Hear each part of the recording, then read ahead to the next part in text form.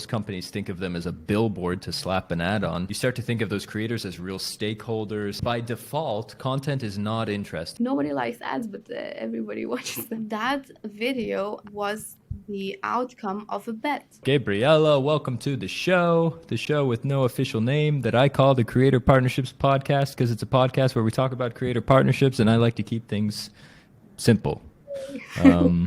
You are one of the smarter people I've met recently in this space, and with such interesting angle over there at Surfshark. If I tell me if I get the Surfshark pitch right. I've been watching some of your creator content, so let's see. But basically, Surfshark is a VPN, which means you can use it to kind of protect your data online while you're browsing the web. You can appear kind of anywhere in the world. So if you're on a sailboat somewhere near Malaga, then you can tell your VPN to make Netflix think you're in New York, so you can watch The Office or whatever. And on top of that, there's lots of security benefits to using a VPN. And you guys are growing like mad. So we are actually trying to be ultimate internet security toolkit. So not only a VPN, so VPN is one part, but also we do have private search, where you can browse web without ads. Then we also have antivirus as an add-on on our package. And then we do have an alert that also notifies you if any of your details, credentials like passwords or card details got stolen and magically appeared on the dark web, so you could change and react fast. So this way we try to make sure that with our product you get all you need to stay safer online. So short add-on. And maybe a good easy slam dunk first question is just, what do you do at Surfshark? Yeah, so I am influencer marketing regional lead for EMEA and LATAM. So I overlook those two regions and lead a great team to success, I guess, in influencer marketing world. So yeah, that's mainly what I do. Think of strategies in those regions and how we can collaborate even better with the creators. I joined Surfshark almost 4 years now. So when I joined, it was just a small company, a small startup. And influencer marketing wasn't that easy as it is now, I would suppose, because we're a big brand now, especially among influencers. So most of them know who we are. But when I joined, it was rather difficult, to find creators who actually trust you and build that trust. So that was an interesting journey. I didn't realize how long you'd been at Surfshark. Actually, that's pretty cool that you've got I to see recently realized this that kind of scaling process. Time flies here so fast. And just last week I was sitting at, oh my God, it's almost 4 years. That's crazy. Yeah. But with influencer marketing, I guess everything changes so fast. So you have to adapt really quickly. So that doesn't surprise me why those 4 years flew through just like that. Yeah, I mean, 4 years ago, I think we weren't even talking about TikTok 4 years ago. It was like, oh yeah, there's this thing, TikTok bought Musical.ly or whatever, and yeah. Exactly.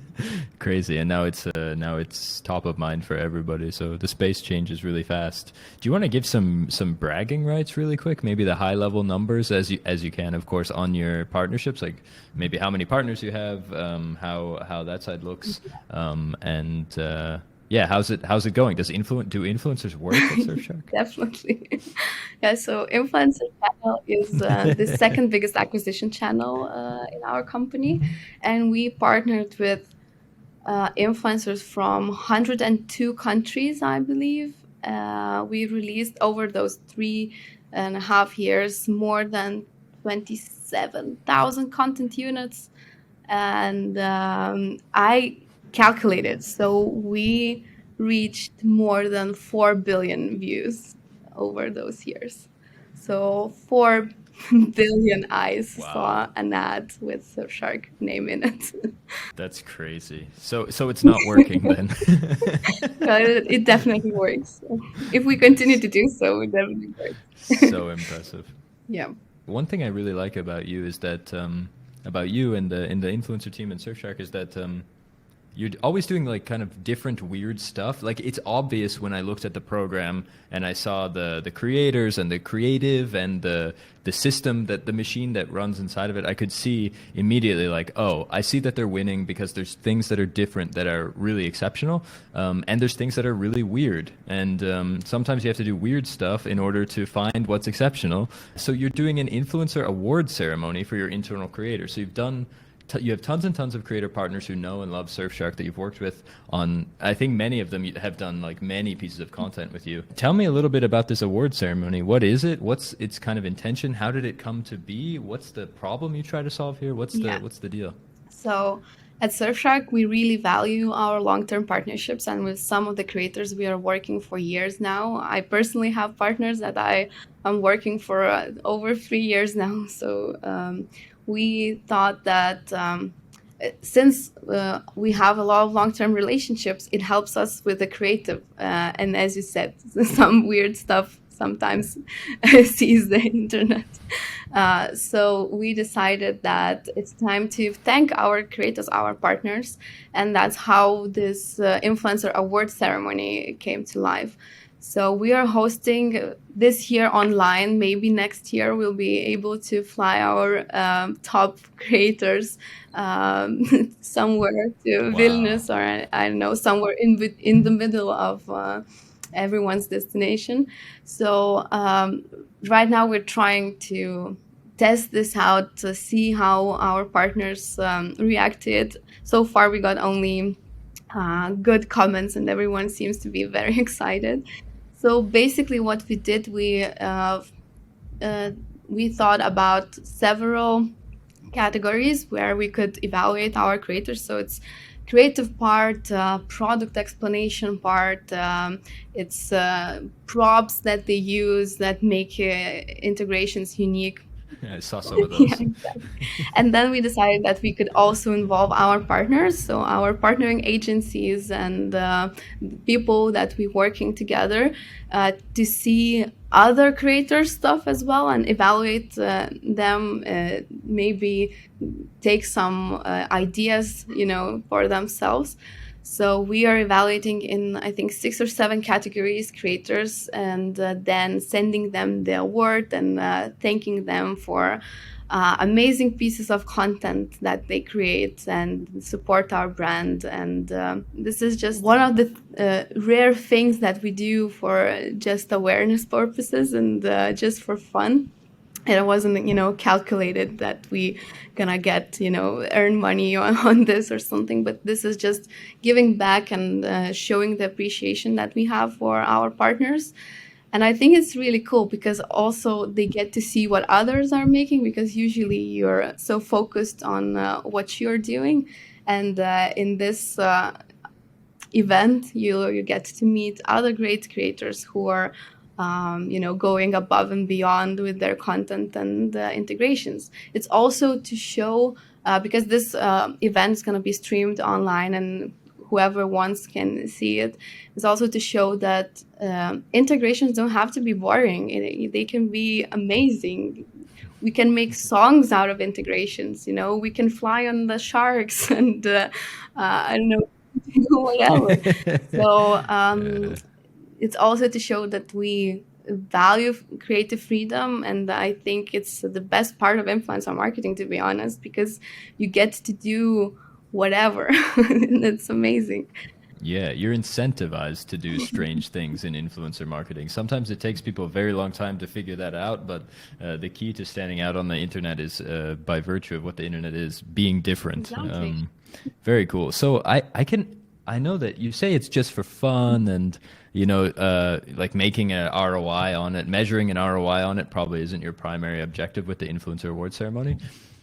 But I can imagine a lot of like practical operational benefits to doing this type of thing, like how it's going to make your life easier in the next year or the next 2 years. I can kind of imagine this in my head. Did you have some ideas when you sat with the team and said, hey, maybe we should do this thing? Do you imagine some benefits that come out of it? Do you think about like impact, even if it's not like $1 in, $2 out? I think there's other impacts. Maybe you discussed a bunch of them internally. I'm curious what you think. I think one of the biggest things is that we show how like what kind of the partner we are for influencers. I think it's very important, especially now when you have to Hmm. fight not only between other VPNs or other cybersecurity products, but we have to also fight for space in influencers' content. We have to make sure that they prioritize us as a partner.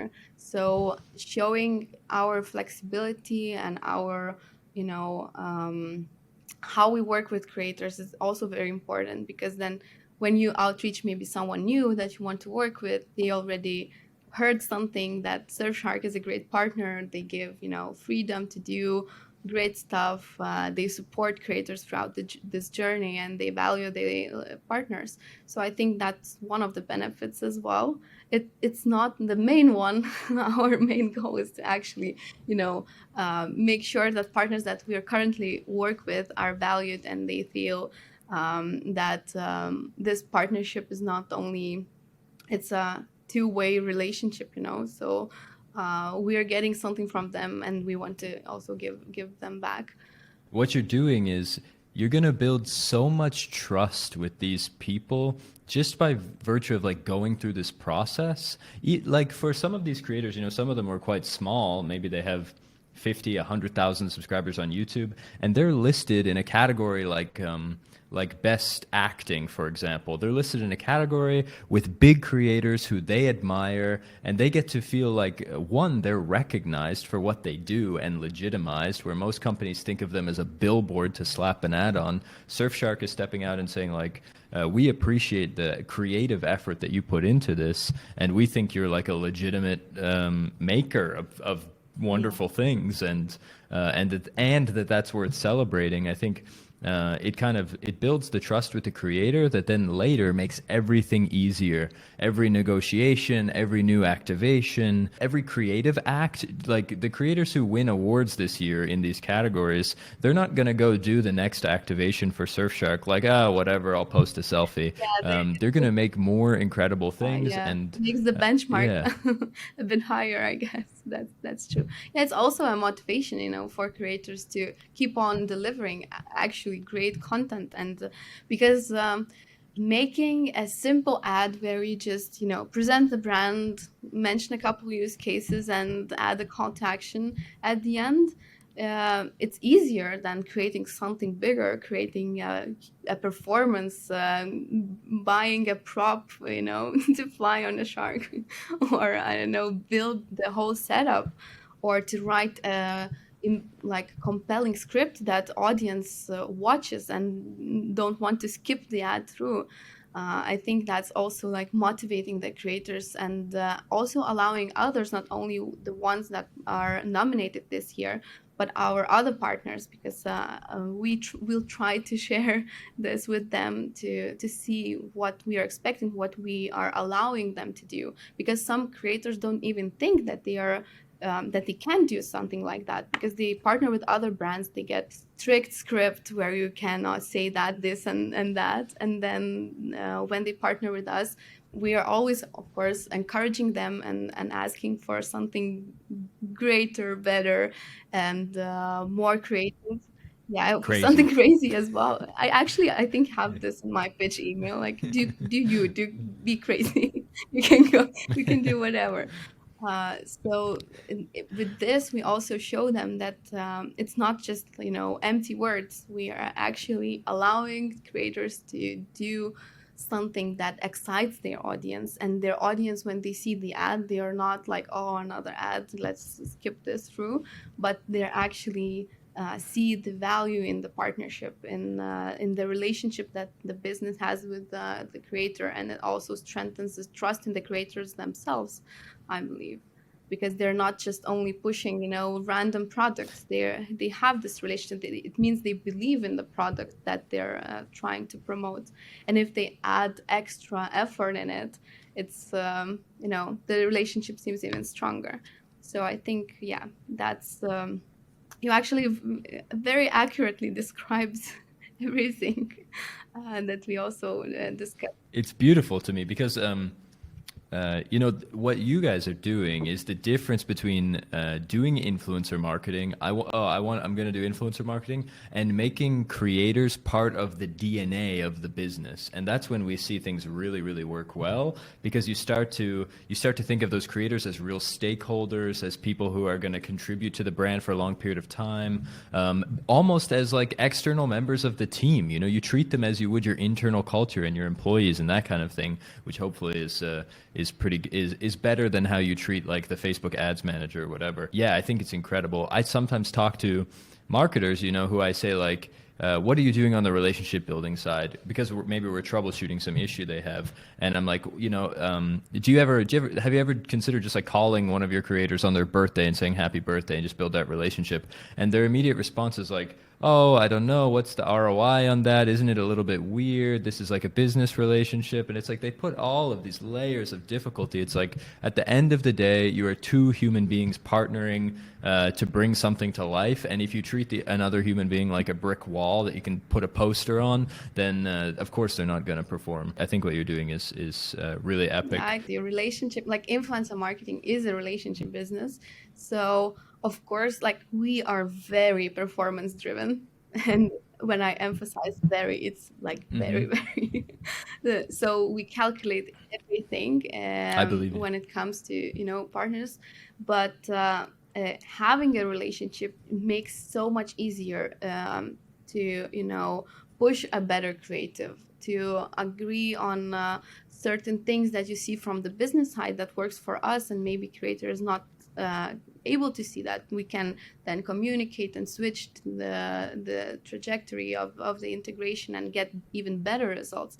So long-term partnerships and relationship building is very important, because those who are on the other side, the partners that you are working with, they're, as you said, human beings, and most of the time their main goal is to have spectacular content. If you're coming at them as well, we're just gonna place an ad and what's your rate and that's it, well, they're gonna treat you like that, because but if you come as a partner who helps to enhance their content, who helps them build the relationship with their audience even stronger, then it's a completely different story. Of course, it takes a lot of time and a lot of effort, and maybe sometimes you cannot add a ROI label on that, but in the long run, it definitely turns out as a leading strategy and something that's worth pursuing. And I think it's probably a net ROI positive ordeal, even to do something like the creator ceremony. I think it's like it's almost the only reason it's impossible to measure is because all of the little data is too siloed. You can't tell the impact this has on your recruitment rate in 6 months afterwards with new creators, because they Google Surfshark and they see, oh, they did a ceremony for their influencers. Like, what? I thought this is just another company asking me to do an activation, but clearly not. And so they respond to you. I think that's awesome. We talked about how it could impact like creative and help produce crazy ideas. Basically, that's one thing that I think you folks are better at than almost anybody I've ever seen. Arguably, the number one. If somebody asked me, it would probably be Surfshark. I mean, you have people making these meta videos about like how I tried to get fired from Surfshark, or like Surfshark is ruining my life. This Tom Ska video is so good. I'm really curious. So what goes into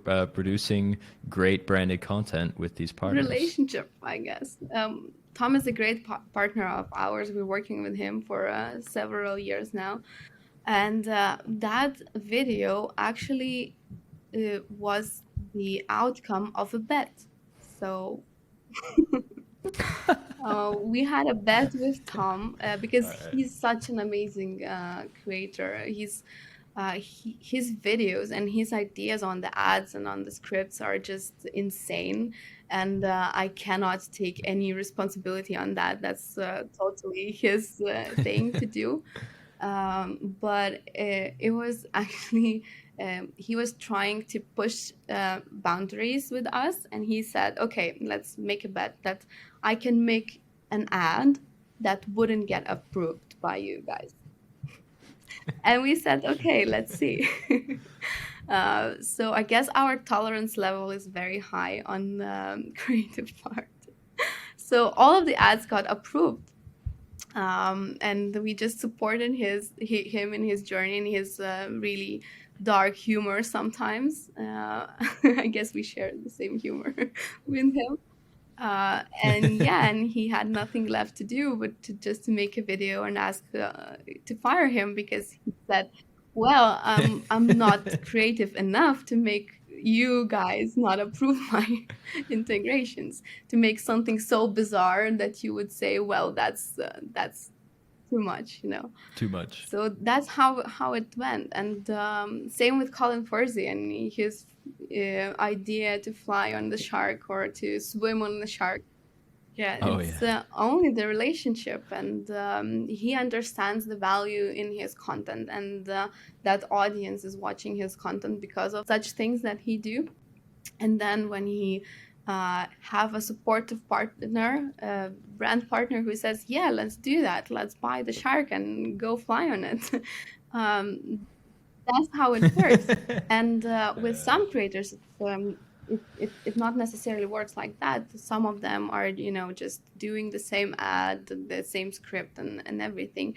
When we're always like testing their limits and asking, maybe sometimes we need to switch it up. Maybe your audience would be more curious to see, I don't know, if you fly on the shark. I don't know. For me, flying on the shark is the most amazing thing that happened.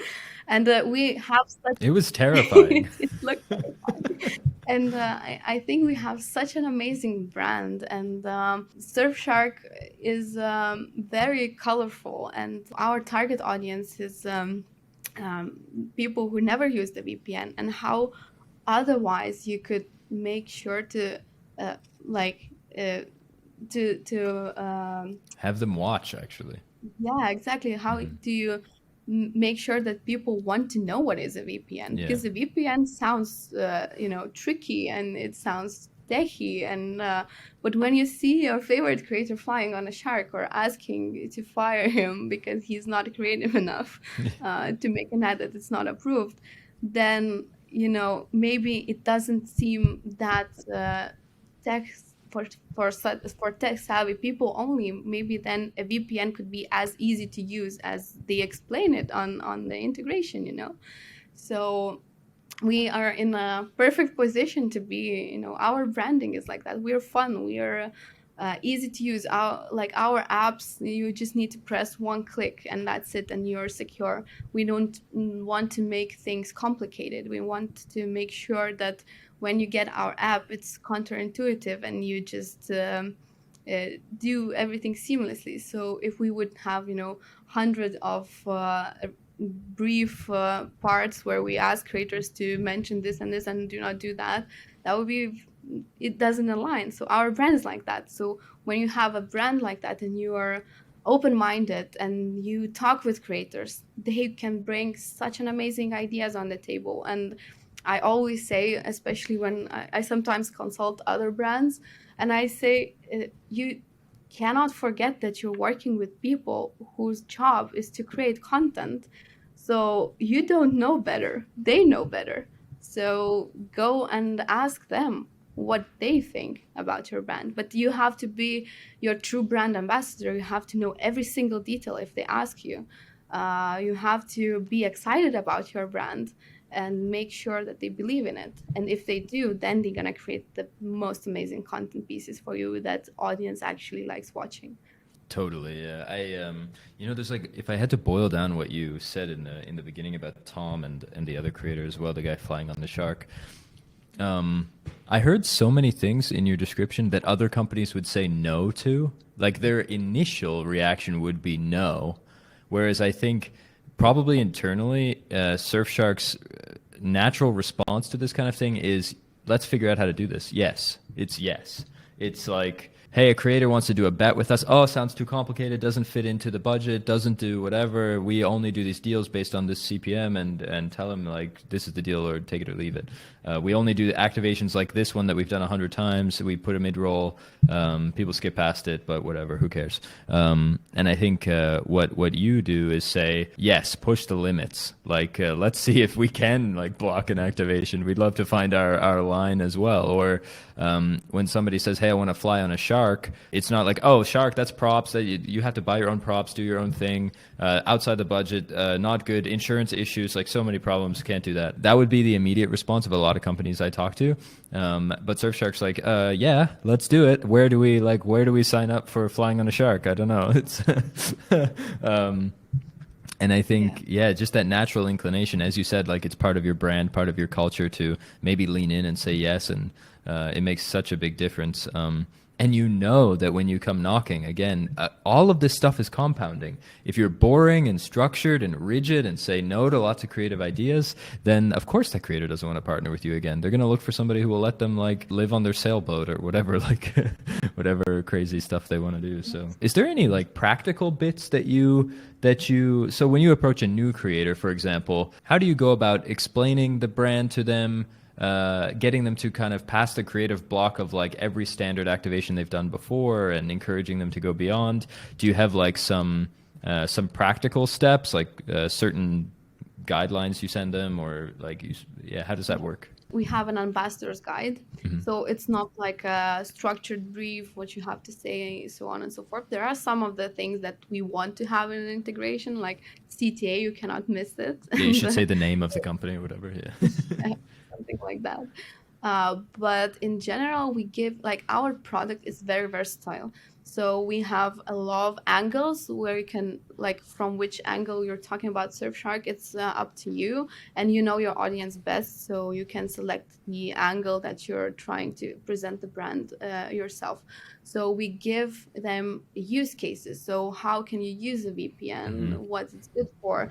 We give them, information, not too much, but you can always like read more if you're interested in. But the general concept on how this works and how can you, from which angle you can talk about Surfshark with your audience, then we definitely give them examples. So we do have, I don't know, up to 6 examples from creators in similar categories, let's say, that did great. Their creative was on point, the performance was good, the structure of the integration was amazing. They integrated it into content. It wasn't just, a separate piece with different clothes that you could take and add to another video if you want.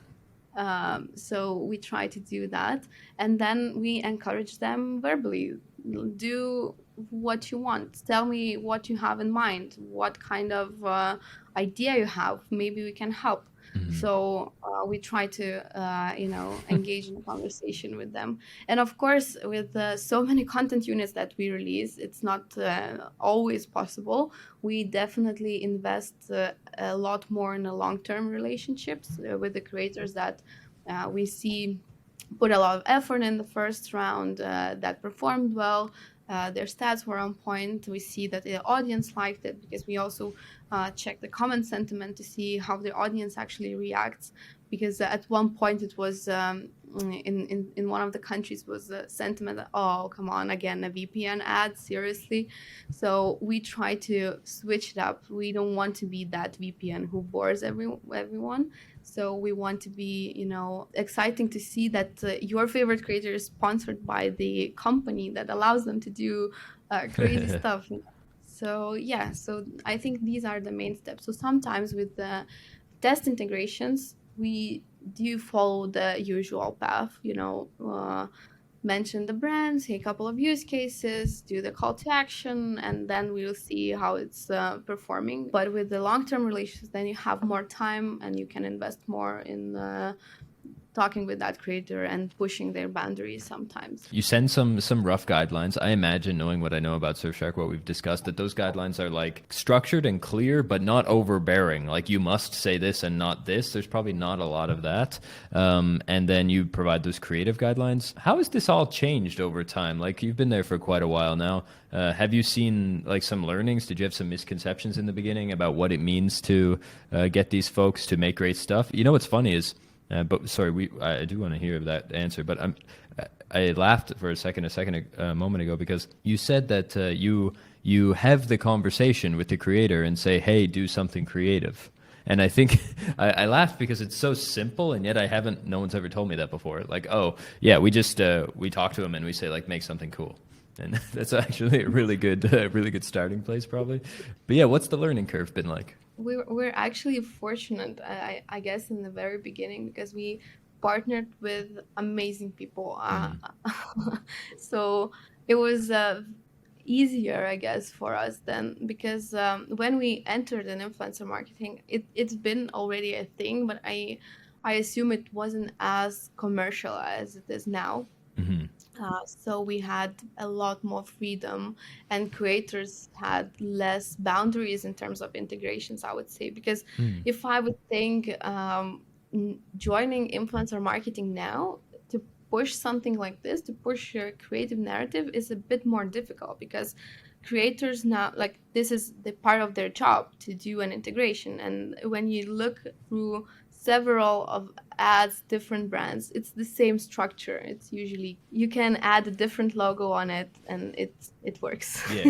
You don't need to change anything, basically. That's funny. Yeah. So so I guess for us it was a bit easier, because we entered the market and influencer channel itself pretty early, and then we were the ones who were giving the guidelines, and influencers haven't had, and like, especially a bit smaller ones, they didn't had enough partnership deals that they did already. Yeah. So it was less structured on what to actually do, what other companies are asking. Right now, it's sometimes a bit more difficult, but then when we had a good examples from the creators that happen to be creative and do what they love the most, create actually engaging content for the audience, then we were able to show the example, like, look, integrations can be like that, not only you sitting in front of the camera and or adding a bunch of assets on the slideshow. That's not necessarily interesting for your audience to watch. And I think creators who understand that that ads is not only part of the income, but it's actually important part of the relationship with their audience as well, because audience gets easily irritated. Like I heard one of the marketeers say, like, nobody likes ads, but everybody watches them. So, and when you go to the awards, are like how is that called? Lions. Yeah. So it's always sold out everywhere. So you cannot even buy the tickets. So people actually not hate ads. They do want to see a good one. So if you can create a good ad, then your audience, stays with you and they support you even more. So because you're not treating their time that they spend watching on their content as not as important in the ad segment. It's equally important. They already decided to give their time to watch your content unit, so you have to respect that and make sure that even like consistently throughout all of your content, it's high quality, and the integration is as exciting as any other part of the video. So I think that's a really important part, and we try to teach some of the creators that it's I guess with markets where creators are already more established and understand this, it's easier, like UK or US, it's sometimes easier. But we try to bring that to even small countries, and the ones that influencer marketing wasn't discovered that long ago. And we also do that with the influencer awards. Like as you were one of the juries, so you saw that it's Honored. not only, yeah. So you saw that it's not only UK or US creators, English speaking creators. It's also creators. One of them is from Lithuania, one of them is from Hungary or Poland. So we try to show them that. Uh, as you said, some creators that are listed in the same category and might be aspiring for them, that they can do that too, and they should strive for this greatness, for that quality level on everything, not only their main content, but also integrations. So, yeah, so we learned that we have to be those, um, teachers sometimes and, talk to creators, just explain them a bit. And I think that it's very important because most of the people there, they are great at creating. They are not necessarily great at marketing or understanding what our business needs. So if you engage with conversation and spend some time teaching them how to do that, you're gonna succeed in the long run. Totally, yeah. It's so funny to me. Like, the more and more I learn about this channel, and I mean, I've been in it for a few years now, so I like to think I'm not the dullest tool in the shed when it comes to creator partnerships. But the funny thing I'm seeing as I do more of these conversations is how the people who are really excelling at this channel, it all comes down to like something about how either they as a person or the culture they're a part of in the company, they see people as people and they don't treat them like transactions. And it's just a really interesting trend that I see on generating creative. Super, super cool insight that when you started, there wasn't expectations for what a brand activation is. And so you didn't just fall into a repeat box, which is like it's a really good point now. I think it's safe to assume if someone creates a piece of content, that it's boring. Like by default, content is not interesting. You have to make it interesting. And so it's just saying Surfshark VPN good is not fun to consume. And so you have to like force some kind of change there. And sometimes the change is as simple as just saying like, hey, we seen that you do lots of activations with brands. We thought this one was good, for example. Just know that you can do 10 times crazier with us. And just having that that little conversation is super powerful. And it's also like you have to push this because I spoke with a lot of creators and they say I create an amazing piece of content and then it gets declined by other brands, and then why should I spend time and effort in creating it if everyone wants just simple boring integration where I talk about the brand. Yeah. So you have to make sure if you want to do something like this and creative is a part of your business and your DNA, then you have to let them know that you allow this. Yeah. Because especially now, most of them already had a very bad experiences with brands where the content gets approved for 10 days or 3 months and then they get remake it because it's something is in lines where it doesn't align with our brand. Then it's for them it's safer than to do what everyone expects from them. So if you want to do great creative, then you have to let them know that you are expecting this. So aligning expectations, like in everywhere, in a team, in working with creators, you just have to make sure that your expectations is aligned. So stating the expectations and letting them ask as many questions as they want, and making sure that they feel safe creating something crazy. Yeah. And that their crazy is your crazy as well, because sometimes that doesn't align too, Yeah. Well, yeah. I mean, there's so many deeper insights to what you're saying that are so important. Like, a misconception a lot of companies start with is that creators should respond to my email and accept my offer because I'm a brand and I pay them money, and that's enough. And they kind of have this ego about what the creator should do or should be. And I think it's it's totally wrong for the reason that you said. These creators have hundreds of emails in their inboxes offering them a toothbrush in exchange for a feature film, and then you show up, another company who's like not going to pay them on time, wants them to do this boring integration, or says you want creativity, and then you crush the activation once they've spent like a week shooting or whatever.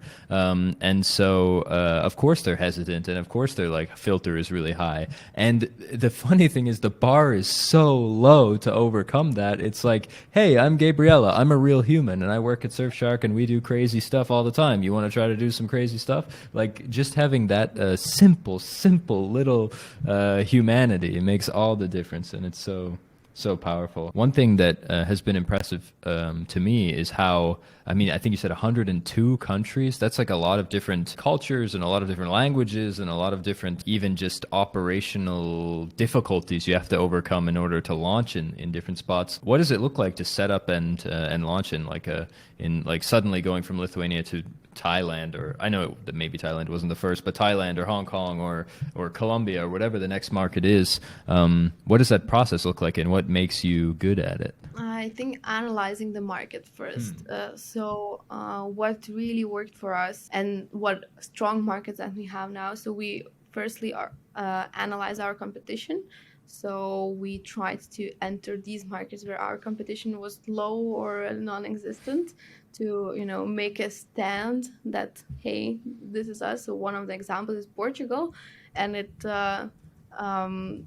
so we partnered with the biggest creators there and just took our market share.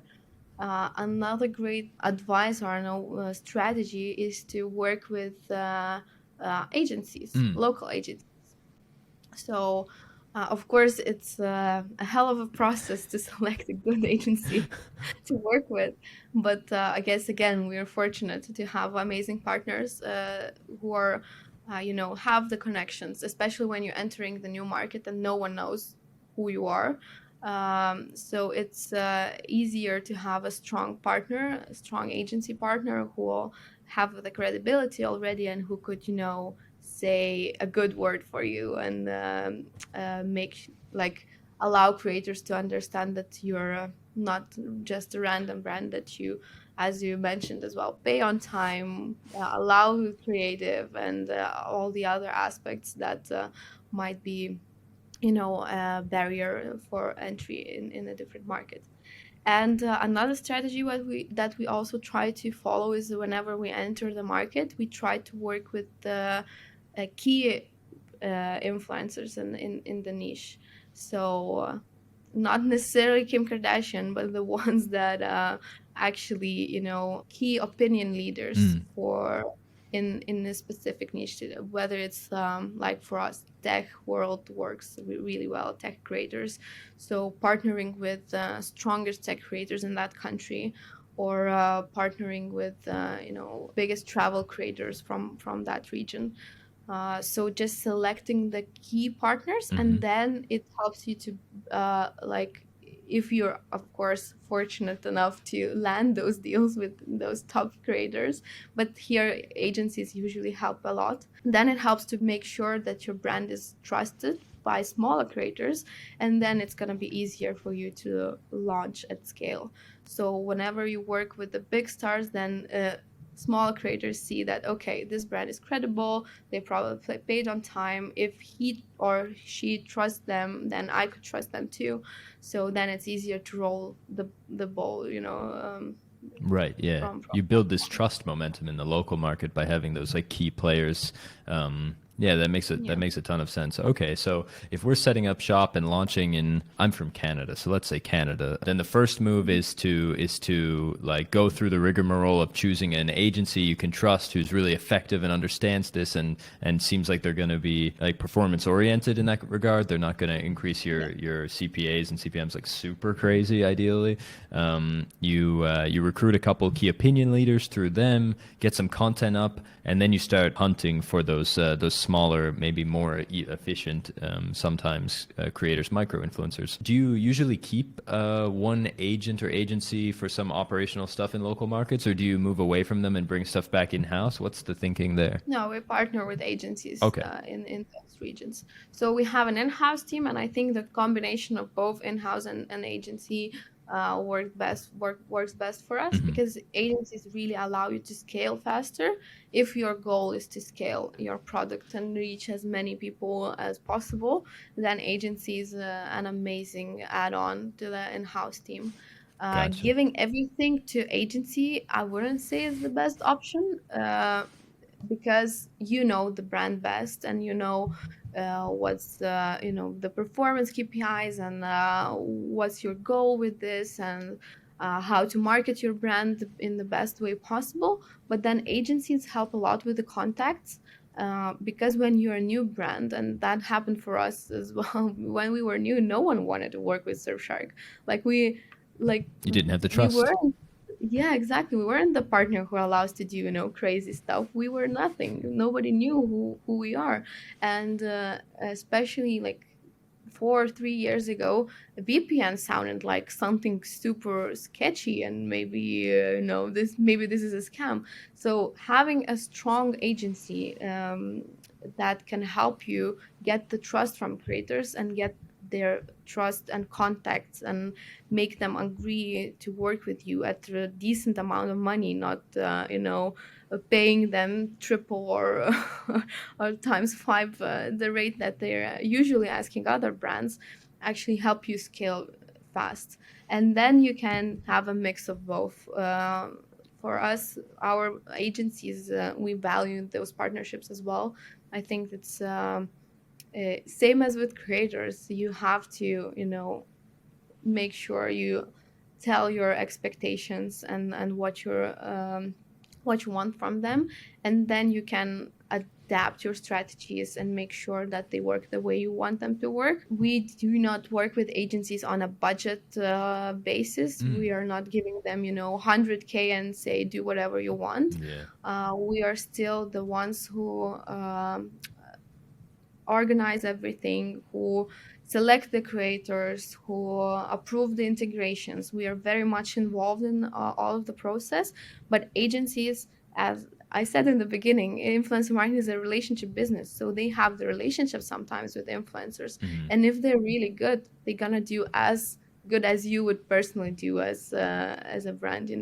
They have to make sure you have to make sure when selecting an agency that they represent your values, and that they engage with influencers the same way you would like to engage yourself.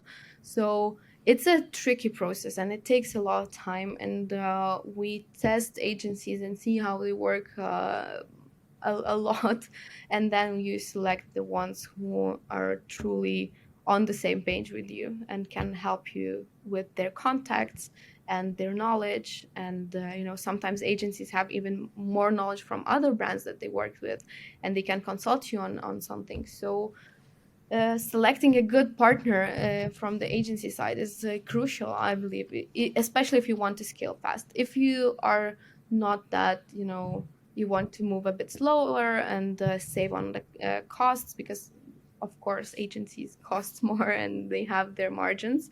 So you either you either accept that or not. So you can do it on your own, but it's going to be a lot more difficult. So if you want to scale fast, I think having a good agency, a reliable partner, is very important. You mentioned briefly about getting lucky in the beginning because you chose creators who happen to be really creative and produce interesting stuff. Can you tell me a little bit about your selection process? How do you go about identifying people now, and how do you what do you consider in selecting a new creator? Especially maybe you go to a new market, you kind of have this agency in the middle, and you're approving creators that either they forward or that you source yourself. What do you look for? How do you make decisions about who's going to be great? We work with a lot of different content creators, but we still have some categories that work for us better, and another ones that doesn't work that good for us. So we select by category. Then we of course look at average views the creator has, or story views, let's say what's their reach. We calculate that. Then we sometimes go through other brand partnerships that they had, Mm. if we are able to Okay. find that and see what they're actually creating for other brands, and whether they have other long-term partners, or they're just jumping there and there, work with different brands each week. If they so that's also very important, because it indicates whether the creator is, loyal to the brand, and Invested, kind of. yeah, invested in the creative process. Then we check, of course, not entirely the engagement rate, but how audience is reacting to their content. What's the sentiment there? What's the relationship with the audience the creator has? I guess that's the main points, and then we usually test it out with one-time integration, and Okay. we see how it goes. Because it's with influencer marketing, I would say you never know. Actually, for example, we have another brand that we run campaigns for. So we have Hmm. Incogni. It's our R&D product. So it does with brokers, and removes your data from various data brokers. So we are running it as a separate brand, and we run integrations with the same creators that are working really well for us, and who are amazing and do great content, but it doesn't work for Incogni, let's say. So Hmm. it's you can somewhat predict the return on investment every time you see a channel, and more data you have, easier it gets. But it's not always that easy. So It's an art as much as a science. Hey, yeah, okay. So you choose you kind of start from topic and category maybe. So yeah.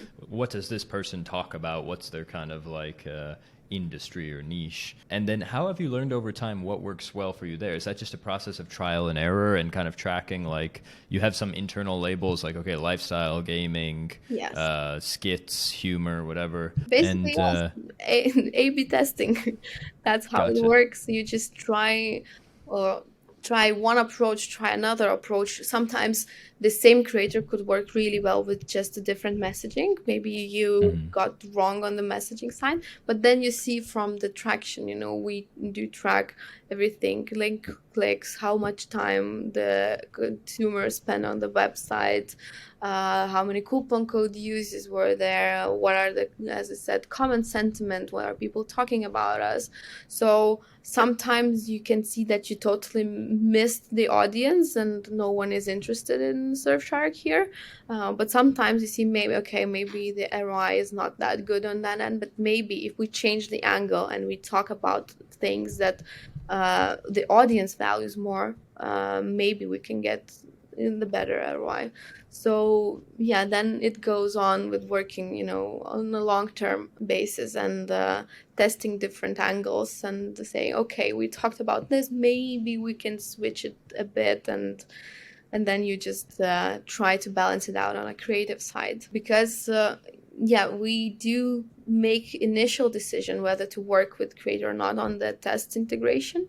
But Hmm. as I said, it doesn't have to be like 10 the ROI for us to only work with the creator. Sometimes we might see the potential, and we might see that improving certain things could get you to the better result, and then it's worth investing in that partnership, and continuing and trying different angles. Then after 6 months, maybe you see that, well, that didn't really work out, and that happens as well. Or maybe sometimes, you have a great integration, the first one, and further you go, the performance declines. But that's actually the rare case. Most of the Mm. time, with long-term relationship, the return also gets better. So Yeah, improves over time. I think people overestimate the. Oh no! All right, no worries. See, just like that, we're professionals over here. We got 9 cameras on the go. Um, how well, come I'm only with one and it works? I don't know, Gabriella. I mean, I thought you'd know a thing or two about producing content. Okay. No, it's funny. I think it's better to have one that works than three that don't. So, yeah, so you're doing all right. I was going to say, people seem to really overestimate how quickly the audience becomes saturated.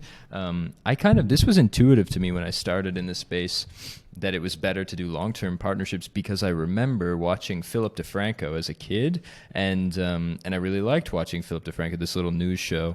And so when a brand partnered with him for after a couple activations, he started saying, this really supports the show and supports me. And because I like him as a human being, and I can see that this brand and he have some sort of relationship that's not only transactional, then as an audience member, I'm actually more interested in using that brand because there's some benefit to the creator that I like. And so, yeah. But we learned also from Bolt, actually, that it took a very long time to saturate the audience to the point where they weren't seeing returns anymore. It might be, you can saturate the audience if your product is very niche. Like Bolt and us, for example, our audience is basically everyone. Our audience is someone who's has an internet, and Bolt's audience is someone who needs a ride, and that audience is really big. So I think brands that are like more niche oriented, I don't know, I can't think of people who need furniture is like slightly more niche than Surfshark, for example, because you have to own a house. Yeah. Yeah, that's true. Yeah. So it might be a bit more easier to oversaturate the audience. But if you have a brand that actually is suitable for a wide audience, for everyone basically, then long-term partnerships is definitely a key. And even with with a brand who's more niche, maybe then your long-term partnership is not a mention a month. Maybe it's a mention every quarter or a mention every half a year, to make sure that you get your return on investment, and audience is not overseeing your brand, or you're not flooding them. You're not being annoying. Yeah. But it depends on how you put your strategy together. Absolutely, yeah. And I think I've even, maybe it was Health Labs recently on the show. Somebody recently told me that their best performing creators, they peak at 2 years of integrations, which is like really, really interesting, because the better they know the company, the better the audience, the more familiar the audience is. I think it might have been Health Labs in the fact that they produce a lot of like high quality supplements and vitamins and this kind of thing in a very like natural they take a very natural approach to this. It's not like a Gym Bros type of product. And so their audience cares about the efficacy and the authenticity of the quality of the product. And so seeing it over time is really, really important to them. Not to make it sound as it isn't, I wouldn't say that you should invest in a long-term partnership that didn't bring any results from the test round. I'm not talking about amazing results, but it can be something, attraction. You have to see that your brand resonated with the audience one way or another. Because if you're running 100 ads with a creator that is not suitable for your brand, and his audience is completely not interested in what you're trying to sell them, that it wouldn't help, I guess. But if you see an attraction, then long-term relationship makes sense most of the time.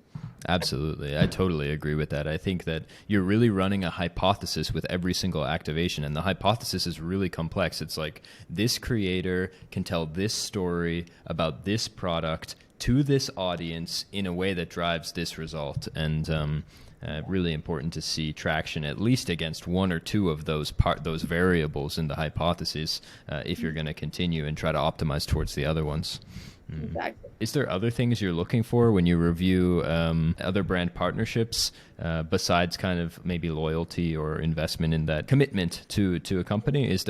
Do you already look there for creative inspiration, or how interesting they are? Yeah, definitely. You can get to see, of course, there are some brands that we all also know who have very strict rules on how to make integrations, so you wouldn't rely on those on a creative side. But there are a lot of amazing brands who run also great integrations and give the freedom to the creators, so then you can actually see what's the creator approach on this? How they are they invested? Are they making it something beyond the usual content, or are they, just trying to get one of the revenue streams flowing for them? So that's also important. But as I said, like the initial selection, like since our audience is very broad and we want to scale really fast, it's not like a 2 weeks process. It's really fast. We just skim the most important parts, and then we see later on in the conversation with the creator if that suits us or not. But initial search before outreach, it's very basic. We just see if we see the numbers, content is great quality, everything is on point. And then later on in the negotiations part, then you get to learn a bit more about the creator, about their approach, what ideas they have. And then, it's like funnel kind of. Yeah, the funnel. So you have a lot of creators that might suit you, then you discuss with them, and then you pick it up. Because if you would cherry pick creators from the very beginning, it would be very difficult to scale it fast. So we are sort of checking once we already get in contact with them a bit more in depth, and then discuss the ideas with them and see what we can do, what we can work with. Because cherry picking is very difficult if you want to scale and reach as much people as possible. I really like your approach to kind of say like, okay, is this at a high level? Is this maybe is this person reaching a country that we're interested in? And then do they talk about a topic that we know to perform well generally against looking at our previous relationships?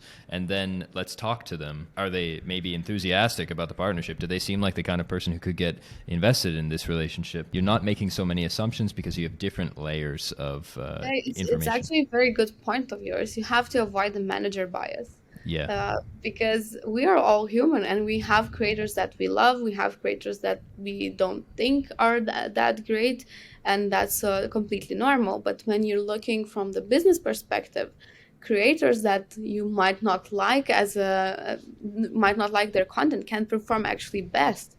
Yes. So you have to filter out the manager bias and do not allow yourself to make decisions based on your personal preferences, and actually look at raw data and their audience, because actually what your of course creator is very important, but you're selling your product to their audience. So who's actually watching them? You have to make sure to understand that as well. Not only the creator side, but also their audience. What are their audience habits? Why they watch this creator?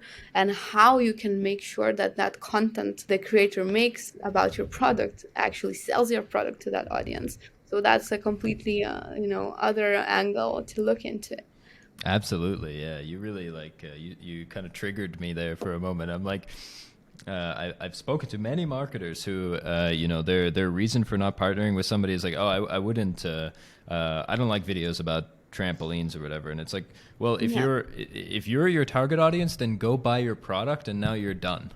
Like, just go to your own website, buy the product, and then you can quit your job because your work here is done. If you're the only member of the audience that matters, then you're totally thinking about this in a incompatible way with the actual market. I mean, I think this is an extreme take to a degree. Maybe I'm being a little too hard on these people, but I get really frustrated because I think this empathy and this humanizing piece of it, these biases are far more influential when you again think of everything as a transaction. Because if you can empathize and think like the best people in this space, they go so many layers deep. They think about the business and they think about the market, and then they think about the maybe their role as a growth person, and then they think about the creator and what's that person supposed to actually fulfill, and then they think and how to treat them well, how to give them a good experience, how to build trust, all that kind of stuff. And then they go in even a level deeper and they say, who's the audience behind this, and what are they like? What do they respond to? Sometimes we put up these biases or these obstacles or these false expectations that really hold us back as human beings in general. But in this space, I see it a lot. We partner with let's see, one of the categories with ASMR creators. Mm-hmm. And I have a lot of friends who are like, why? Like, Yeah. how? But there is a huge audience who actually watches their content, and their audience might have several aspects why they would need a VPN. And if you see that from the audience side, then this category seems very attractive, when for others it seems like why, or a bit maybe weird, especially if you do not have preference in watching ASMR. I think that content is great. But, so manager bias is a huge thing actually, and a lot of great companies actually fall for this, because they have really smart people and they live in a certain like bubble in their head. Mm-hmm. And then it's very difficult to go beyond your what you think is best, but actually what you have to lower your ego and Your what barrier, yeah. and your barrier, and think about, like, from the product perspective, who is buying your product, who is the people who would need a VPN, for example, and what are they watching, and how to convince them to buy your product. So when you look from the different side, then it's the influencer selection gets a bit easier, and it can be a bit broader, and you don't need to just cherry pick the creators that you enjoy watching and you like their take on everything. Totally, yeah. And you are actually, as a professional, you broaden your network. And at this job, I met so many amazing and talented and smart people who are actually creating amazing content. And I cannot not necessarily agree on everything that they're saying, but you enrich your network and understand a bit better, and then you understand who their audience is and why they actually love the content that they're creating. If you're the person with manager bias and you're trying to overcome this, it's like you definitely have had a friend come to you who you really like, that you spend time with every weekend, and they say, oh my God, I watched this movie last night. It was incredible. It was the best movie I ever saw. I'm going to watch it again tonight. I love it. It's my new favorite thing. I bought the t-shirt. I'm going to get the helmet. It's going to be the best thing ever. You need to watch this movie. Let's go watch it together right now. And then you look at them and you go, are you a lunatic, dude? That movie sucked. I watched it last night too. Worst thing I ever saw. People sometimes have different creative tastes, and sometimes things that you wouldn't consume yourself. And I think it's as simple as that. Very cool point on manager bias. I've never heard it called manager bias either. I really like that. I'm going to steal that term for sure. Thank you for that. I just got a little smarter because of you. Thank you so much, Gabriela. That's the show, I think. I don't have any more questions for you. I think that was one of our best. I really appreciate you. Surfshark VPN. And you have any CTA you wanna plug here for anyone who makes it all the way to the end? I don't know. If you're a creator, come work with us. yeah, that's a good one. Nice. Yeah. No, I think just I love influencer marketing so much, and I think that this is an amazing channel, and it's constantly evolving. And we were talking for over an hour, I guess, but there are so many other points that could be touched upon, So I'm really grateful for you to inviting me here talk today. Nice. I think we discussed some really valid points, and I hope there's someone who uses this information for their own benefit, and we're gonna see a lot more creative integrations. Yes, I want to see more of people flying on sharks. That should be the new standard brand activation. Should be buy a giant version of like your logo or mascot, and then let your creators fly around on there. Awesome. Thanks, Gabriela. I end it there.